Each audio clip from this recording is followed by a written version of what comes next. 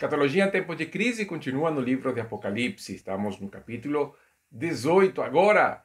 Já estamos na reta final deste estudo maravilhoso de um livro espetacular que eu acredito que tem edificado as nossas vidas ao longo de todos esses estudos. Eu já perdi a conta de quantos nós levamos, uns 40 e pouco. Mas tem sido uma grande bênção o livro de Apocalipse. Capítulo 18, seguimos com o tema da Babilônia. Mas agora nós vamos ouvir anjos falando a respeito da Babilônia, a opinião celestial da Babilônia. O capítulo 18, no verso 1 até o 3, fala assim: depois destas coisas, vi descer do céu outro anjo que tinha grande autoridade, e a terra se iluminou com a sua glória. Então exclamou com potente voz, dizendo: caiu a grande Babilônia e se tornou morada de demônios, covil de toda espécie de espírito imundo, esconderijo de todo gênero de ave imunda e detestável, pois todas as nações têm bebido do vinho do furor de sua prostituição, como elas se prostituíram, os reis da terra. Também os mercadores da terra se enriqueceram à custa da sua luxúria. O primeiro anjo, porque são vários anjos, já declara a queda da Babilônia como um fato consumado. Entendamos, isso não aconteceu ainda, lembra no capítulo 17.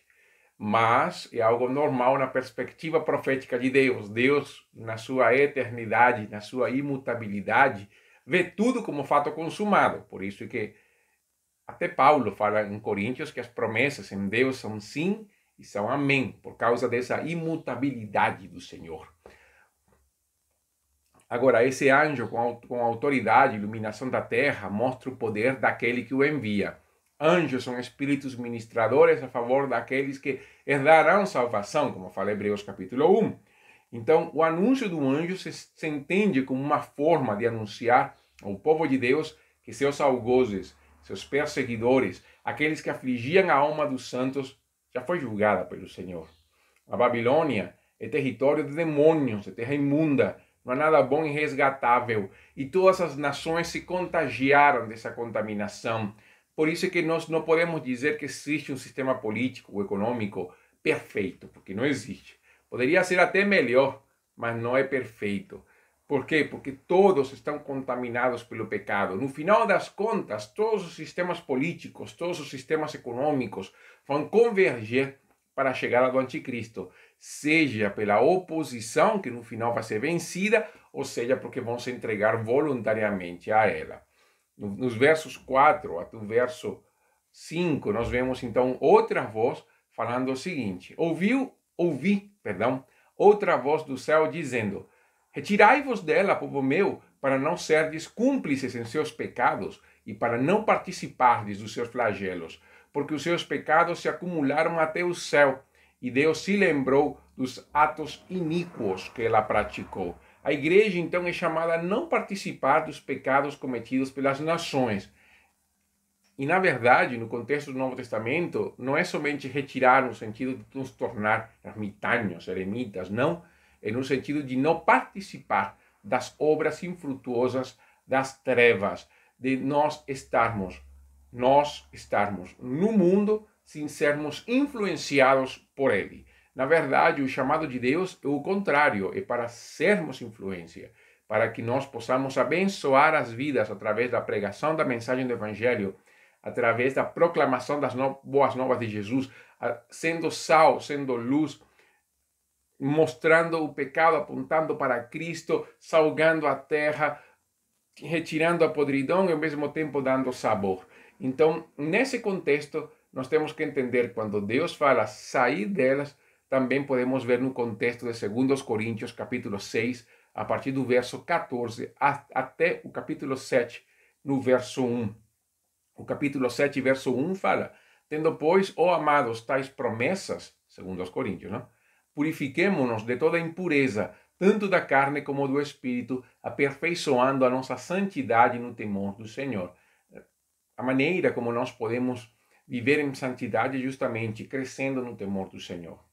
Então, a própria oração de Jesus também fala isso. Jesus fala, não, em João capítulo 17, no verso 15, eu não peço que os tires do mundo, e sim que os guardes do mal. Então, esse é o sentido de sair. Sair é não participar dos seus pecados. Nos versos 6, então, até o verso 8, Mas fala assim, dai-lhe retribuição, como também ela retribuiu, pagai-lhe em dobro, segundo as suas obras, e no cálice em que ela misturou bebidas, misturai dobrado para ela. O quanto a si mesma se glorificou e viveu em luxúria, dai-lhe em igual medida tormento e pranto, porque diz consigo mesma, estou sentada como rainha, viúva não sou, pranto nunca hei de ter. Por isso, em um só dia sobrevirão os seus flagelos, morte, pranto e fome, e será consumida no fogo, porque poderoso é o Senhor Deus que a julgou. Então a oração do anjo ao Senhor é para que a Babilônia sofra retribuição, e que seja não somente que seja retribuída, mas que seja porção dobrada. Os pecados dela estão enumerados para si. Ela viveu para si mesma, a si mesmo se glorificou. Nós temos Jesus, Filipenses capítulo 2, que fala que Jesus a si mesmo se humilhou. Ela viveu na luxúria, sensualidade, na idolatria, na adoração dos falsos deuses. Enquanto igreja, nós vivemos na fidelidade absoluta do Senhor. Ela é autossuficiente. Ela fala, estou sentado como rainha e viúva não sou. A igreja vive na dependência de Cristo e sob o domínio do seu reino. E ela será castigada com morte, pranto e consumida pelo fogo, porque Deus julgará o sistema infiel, anticristão e depravado. Agora, quando nós vamos para o verso 9 e 10, nós vamos ver agora os lamentos. Pessoas que vão se lamentar, porque não somente haverá quem se alegre, não? Os anjos proclamam a queda da Babilônia, mas agora nós vemos, então, 4 tipos de pessoas que vão se lamentar pela Babilônia. E esse lamento e esse choro também fala muito com relação a como este sistema anticristão tem influenciado a humanidade desde os primórdios até hoje. Lembre que a Bíblia não chama Babilônia pelo acaso. O primeiro império, Babel, Gênesis. Vamos lá? Versos 9 ao 10. Ora, chorarão e se lamentarão sobre ela os reis da terra, que com ela se prostituíram e viveram em luxúria, quando virem a fumaceira do seu incêndio. E conservando-se de longe pelo medo do seu tormento, dizem, ai, ai, tu grande cidade Babilônia, tu poderosa cidade, pois em uma só hora chegou o teu juízo. Os reis da terra são os primeiros a se lamentar, os governantes que se aproveitaram da Babilônia, viveram na prostituição com o sistema, andando e vivendo nos prazeres e deleites. Lembre que na literatura profética, luxúria, prostituição tem a ver com idolatria e infidelidade à lei do Senhor. É isso que está mostrando este texto. Eles se entregam, os reis da terra se entregam à Babilônia, se afastando do Senhor. Entendendo que Romanos capítulo 13 fala que toda autoridade foi posta pelo Senhor, deveriam honrar o Senhor, as autoridades, porque são instrumentos de Deus para a aplicação da justiça. Pois bem, o sistema da Babilônia torna eles infiéis e adúlteros. Por quê? Porque eles deveriam honrar o Senhor que os colocou no reinado, que os colocou no governo. Inclusive até hoje, nos governos democráticos, mesmo que o povo escolhe seus líderes, nós temos que entender a mão do Senhor na escolha. Então, nesse sistema, quando eles não honram o Senhor, eles estão bebendo do cálice da Babilônia. Eles estão andando na luxúria da sua prostituição. Então, também por outro lado, na época do João, todos dependiam de Roma. Assim, todos os reinos hoje dependem um dos outros. Não existe um reino independente. E a queda da Babilônia, deste sistema corrupto, trará consequências para todos os reinos ímpios desta terra. Os versos 11 até o verso 16, a falar dos mercadores. Fala assim, e sobre ela choram e pranteiam os mercadores da terra, porque já ninguém compra a sua mercadoria. Mercadoria de ouro, de prata, de pedras preciosas, de pérolas, de linho finíssimo, de púrpura, de seda, de escarlata, e toda espécie de madeira odorífera, todo gênero de objetos de marfim, toda qualidade de móvel de madeira preciosíssima, de bronze, de ferro e de mármore, e cadeira de cheiro, especiarias, incenso, unguento, bálsamo, vinho, azeite, flor de farinha, trigo, gado e de ovelhas, e de cavalos, de carros, de escravos e até almas humanas. O fruto sazonado que a tua alma tanto apeteceu se apartou de ti e para ti se extinguiu. Tudo o que é delicado e esplêndido e nunca jamais serão achados. Os mercadores dessas coisas que por meio delas se enriqueceram, conservar-se-ão de longe. pelo medo do seu tormento, chorando, pranteando e dizendo: ai, ai da grande cidade que estava vestida de linho finíssimo, de púrpura e de escarlata, adornada de ouro, de pedras preciosas e de pérolas. O maior lamento dos mercadores. Porque quando o sistema político funciona em harmonia, a economia bomba, avança. Na época de João, então, mostra como o comércio estava fluindo de uma maneira incrível. Vejam tudo aquilo que era comerciado, tudo aquilo acontecia no Império Romano. Se comerciava de tudo, desde especiarias, animais até pessoas, mercado escravo. Sabemos que Roma foi um império que teve muitos escravos, escravos de toda língua, de toda tribo, de toda nação, na qual eles entraram ou fizeram comércio também. Então, com a queda da Babilônia, também cai o sistema econômico. Por quê? Porque o sistema político e econômico está muito interligado. E quando o sistema corrupto governa, a economia também é mantida por um sistema corrupto. Então a Babilônia vai fazer que os comerciantes se enriqueçam. Lembra dos selos, aquele selo do cavalo preto, que mostra justamente isso, a fome, que falavam que um denário, as coisas mais básicas, mas o trigo e o vinho, não, o vinho e o azeite não seriam tocados, justamente os artigos mais caros. Justamente a desigualdade social acontece pelo sistema corrupto do anticristo. Hernandes Dias Lopes comenta deste texto, e eu vou citá-lo a seguir. A Babilônia, um mundo louco pelo prazer, vai ficar completamente desamparado. João cita aqui 30 artigos de luxo. Na contagem, o número 4 desempenha um papel importante. 4 artigos de joias, mercadorias de ouro, de prata, de pedras preciosas, de pérolas.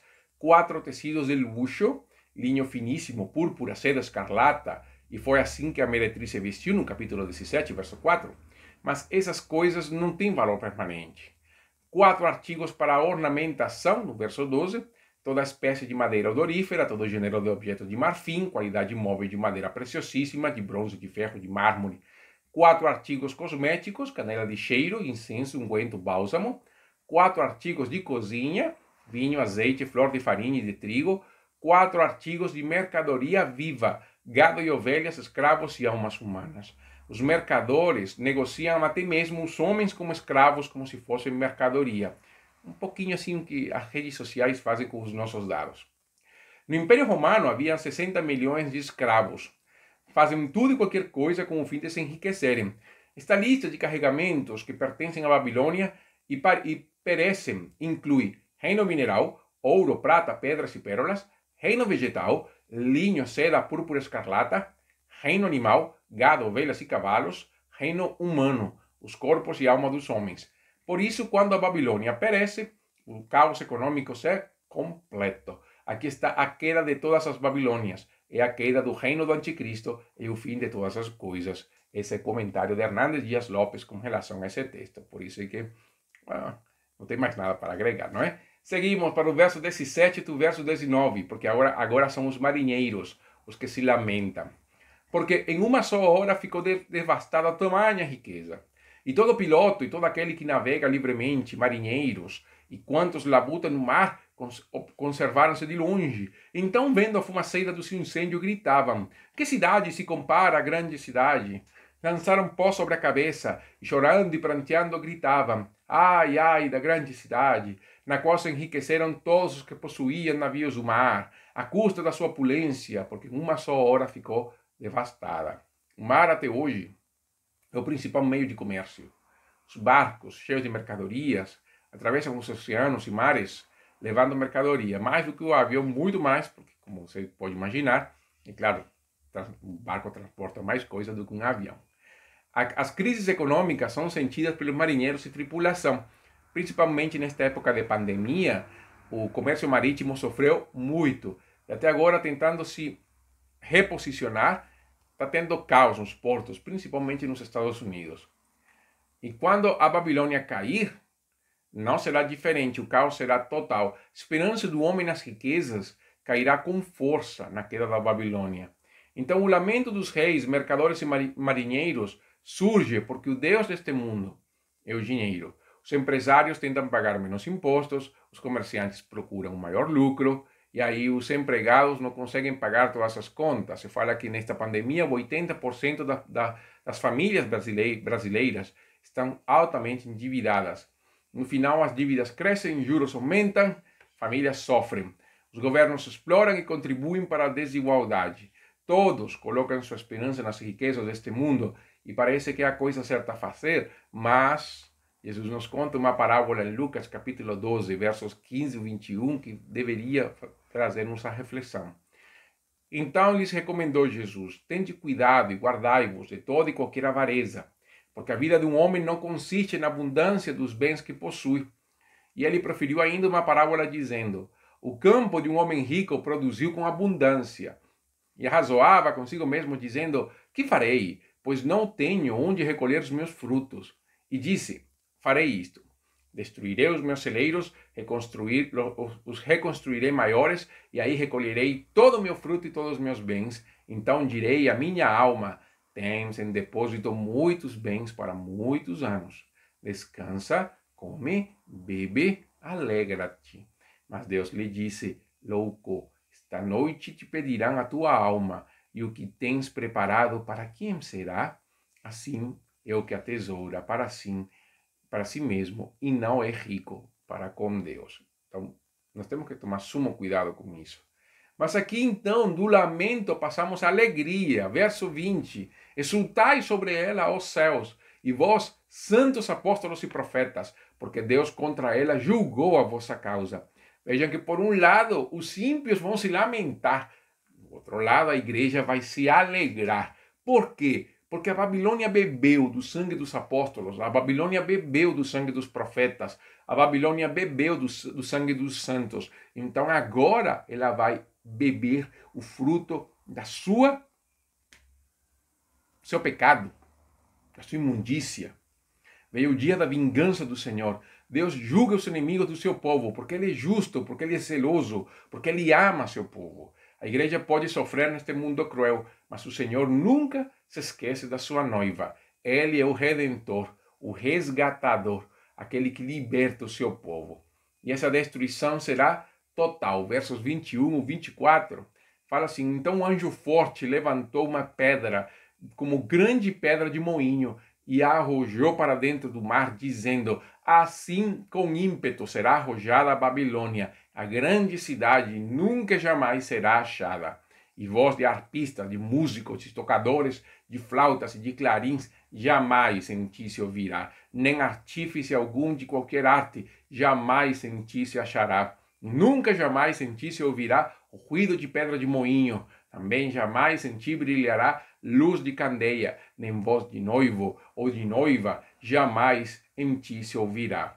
Pois os teus mercadores foram os grandes da terra, porque todas as nações foram seduzidas pela tua feitiçaria, e nela se achou sangue de profetas, de santos e de todos os que foram mortos sobre a terra. Então a palavra final vem do Senhor. A Babilônia cairá com força, assim como uma pedra de moinho cai no mar. Cairá e não se levantará, e não será achada. Por quê? Porque uma pedra de moinho nunca flutua. Ela é pesada, ela cai para nunca jamais se levantar. A alegria nessa cidade acabará. Toda essa linguagem, voz de noivo, de noiva, de artífice, de músicos, é uma linguagem profética do Antigo Testamento para mostrar a bênção e a prosperidade do Senhor. Mas aqui na Babilônia isso não existirá, é só juízo. Deus condena a Babilônia para o juízo eterno. Por quê? Porque o sangue dos profetas, dos santos, por todos aqueles que morreram pelo nome do Senhor, nessa hora a Babilônia pagará o justo preço pelo seu pecado. Acabará a música, acabarão os negócios, acabarão as celebrações. A Babilônia, então, ordenou a morte dos santos, então ela beberá o sangue dos mártires. Por isso, então vamos para o contexto da época. Há uma esperança para a igreja. Uma igreja perseguida, uma igreja que estava sendo castigada injustamente, ela percebe então pelas palavras de João que não haverá injustiça para sempre e que Deus, na sua justiça, se lembra do sofrimento dos seus santos. Para nós também é a mesma questão. A igreja perseguida hoje também se consola com o livro do Apocalipse e nós devemos olhar o Apocalipse com esperança. A esperança de que, mesmo que nós passássemos a viver em injustiças, Deus não se esquece do seu povo. É verdade que nós não estamos sendo perseguidos, mas estamos sendo oprimidos e estamos sendo obrigados a nos calar. E uma coisa que nós não podemos fazer é justamente diminuir a nossa voz para ficar contentes com o mundo. A Babilônia deseja que nós estejamos justamente de mãos dadas com eles, vivendo na sua luxúria e prostituição. Mas o chamado de Deus é a permanecer firmes na fé, lutar até o fim, porque Deus peleja as nossas batalhas.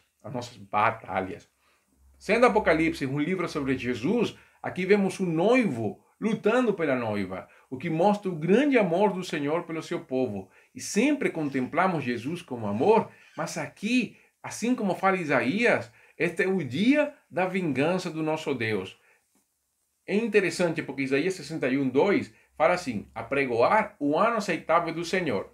Para a nossa igreja, o Evangelho é o ano aceitável do Senhor, mas também Isaías fala, o dia da vingança do nosso Deus. Por quê? Porque esse dia, quando a Babilônia for julgada, o próprio Senhor da glória julgará a meretriz. Será o dia da vingança do Senhor. Ele julgará pela causa do seu povo.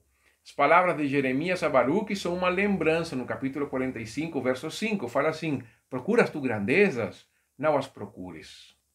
Porque eis que trarei mal sobre toda a carne, diz o Senhor.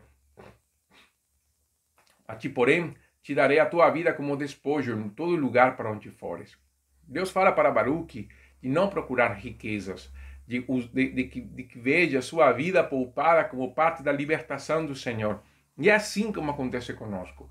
Nós, nem todos temos riquezas, nem todos temos luxo. Às vezes somos pessoas mais simples, mais tranquilas.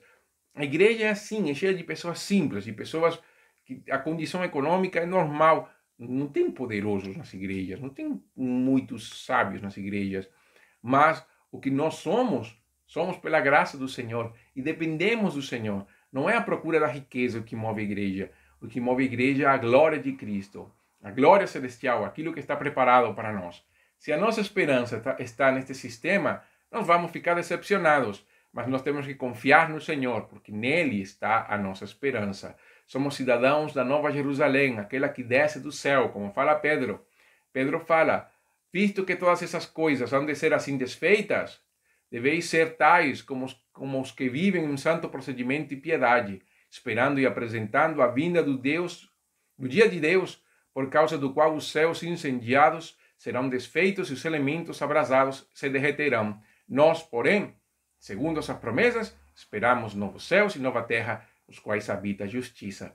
O capítulo 19 já começa o momento final, a batalha final. Nos aguardem escatologia em tempos de crise. Até uma próxima oportunidade. Que Deus te abençoe.